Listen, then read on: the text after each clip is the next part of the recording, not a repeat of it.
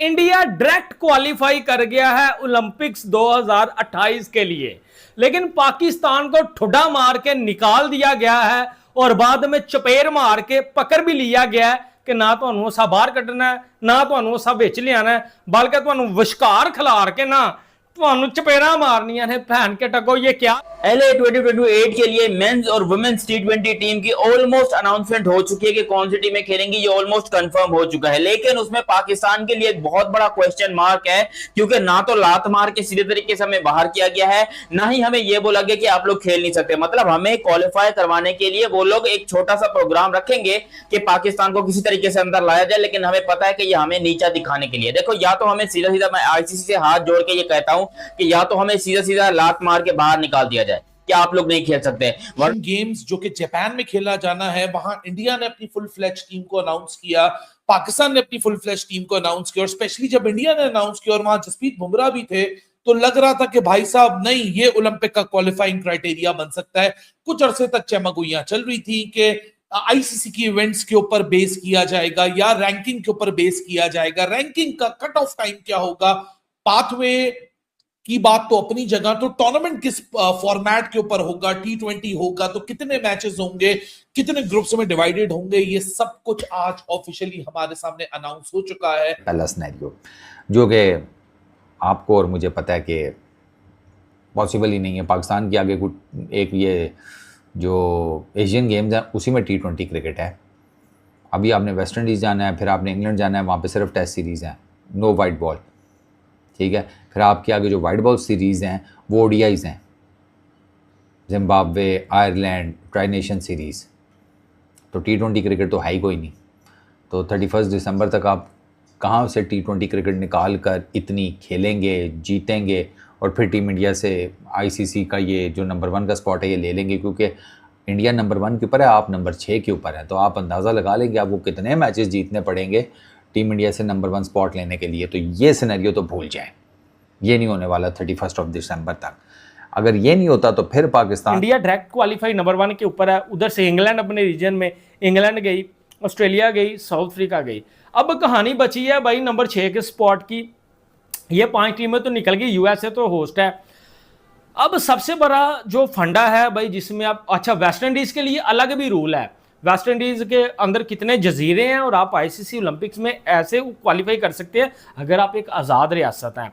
तो West Indies में भी एक कैरेबियन जो है वो टूर्नामेंट करवाया जाएगा, वहां से जो टीम आएगी वो होगी, वो बात की बात है। अच्छा, यहाँ श्रीलंका हो गई, अफगानिस्तान होगी, कोई भी होगी। फॉर एग्जाम्पल अगर पाकिस्तान, साथ ये भी लिखा हुआ है, अगर पाकिस्तान भाई 2026 के आखिर तक टॉप के ऊपर आ जाता है, टॉप के ऊपर नंबर 1 के ऊपर, तो एशिया में पाकिस्तान क्वालिफाई कर जाएगा और इंडिया बाहर हो जाएगी।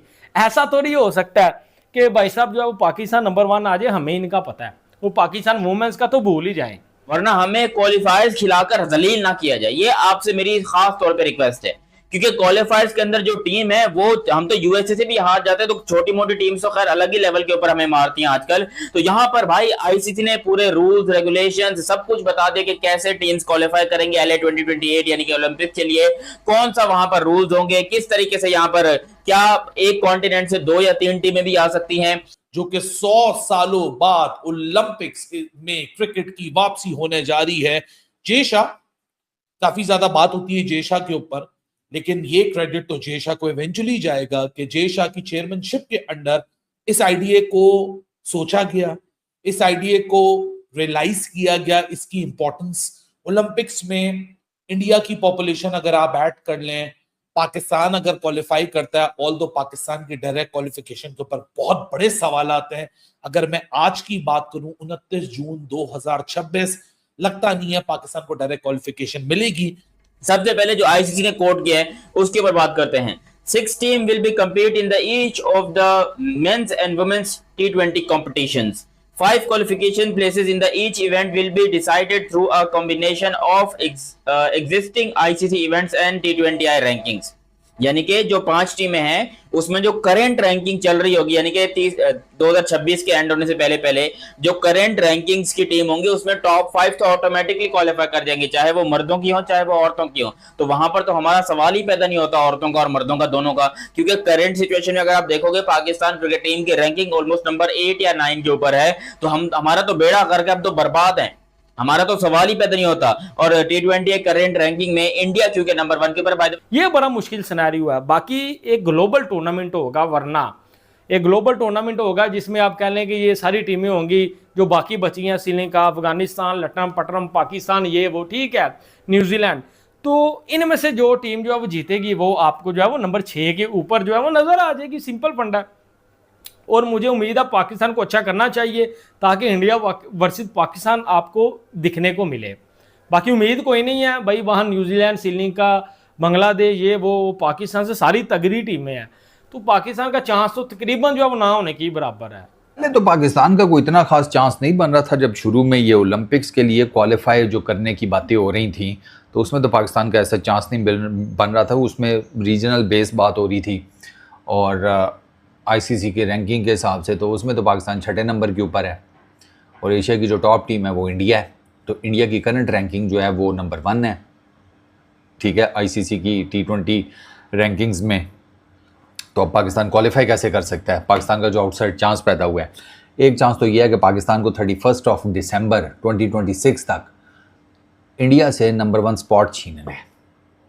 एक सिनेरियो ये है, अगर पाकिस्तान 2027 के ओलंपिक्स में 6 टीमों में से एक टीम बनना चाहता है, टोटल 6 टीम्स होंगी, ठीक है, 6 मर्दों की 6 औरतों की, तो एक पाकिस्तान 31 दिसंबर तक 2026, ये जून एंड हो गया, जुलाई, अगस्त, सितंबर, अक्टूबर, नवंबर, दिसंबर, अगले 6 महीनों में पाकिस्तान T20 क्रिकेट जितनी भी खेलता है वो उधेड़ दे, सारे मैचेस जीते और नंबर 1 स्पॉट जो है वो टीम इंडिया से ले ले, तो पाकिस्तान ओलंपिक्स के लिए आराम से क्वालिफाई कर लेगा। ये है यहाँ तो ये है कि साल के आखिर तक आप कोई ऐसा कारनामा करें कि आप नंबर 1 के ऊपर आ जाएं, ये हो सकता है, ठीक है, वो बड़ा मुश्किल है, लेकिन आपको ग्लोबल क्वालिफाई राउंड में नंबर 1 के ऊपर यानी कि जीतना, आप न्यूजीलैंड को हराएं, आप श्रीलंका, बांग्लादेश, अफगानिस्तान सबको हरा के क्वालिफाई करें, फिर नंबर 6 के ऊपर आएँ और ये 6 टीमें खेल सकती हैं।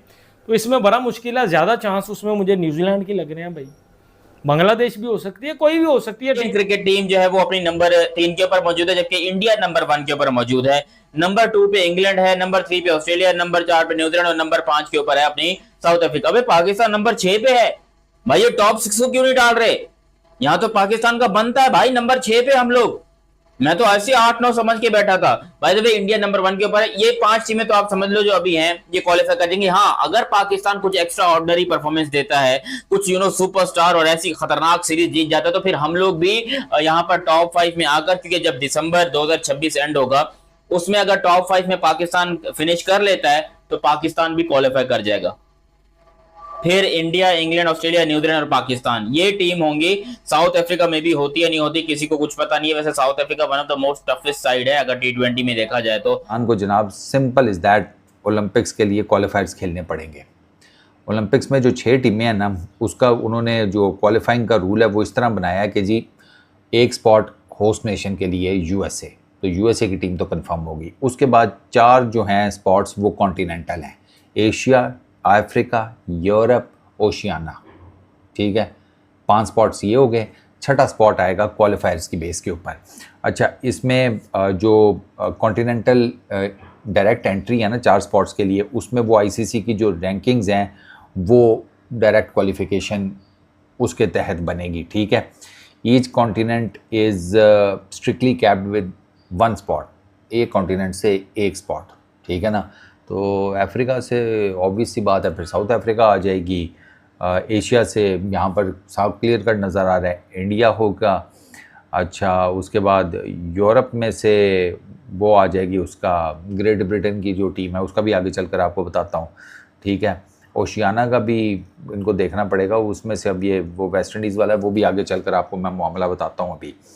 अच्छा, ग्लोबल क्वालिफायर खेले जाएंगे फिर आईसीसी के ओलंपिक्स के क्वालिफाई करने के लिए। जो एक स्पॉट बच जाएगा वो क्वालिफायर्स के लिए रखा गया, ठीक है। ग्रेट ब्रिटेन, स्कॉटलैंड, वेल्स, इनकी एक इकट्ठी टीम बनाई जाएगी जिसमें इंग्लैंड, स्कॉटलैंड, नॉर्दर्न आयरलैंड ये कंबाइन होंगे, यूनाइट होंगे, इनकी एक टीम बनेगी और वो ग्रेट ब्रिटेन के बैनर के नीचे वो लोग